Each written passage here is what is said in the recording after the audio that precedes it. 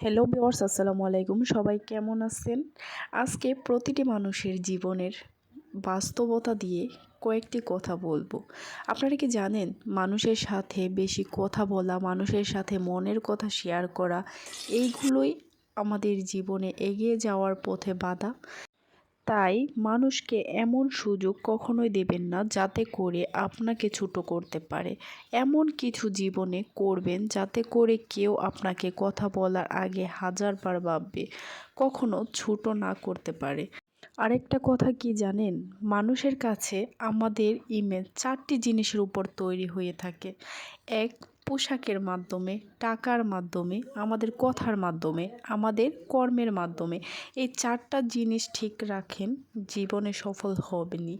কারণ এই 4টি জিনিস যদি আপনার না থাকে তাহলে মনে রাখবেন, কখনোই আপনাকে মানুষ মূল্যায়ন করবে না, কখনোই আপনার পাশে থাকবে না, সব সময় আপনাকে ছোট চোখে দেখবে। তাই জীবনে এমন কিছু করেন যাতে করে জীবনে সফলতা আসে এবং সকল মানুষে আপনাকে সফলতার চোখে দেখে। আর ভাবুন, আমরা জীবনের জন্য কি করি? আমরা কি জীবনকে সাজানোর জন্য সময় ব্যয় করি? কাজের জন্য সময় ব্যয় করি?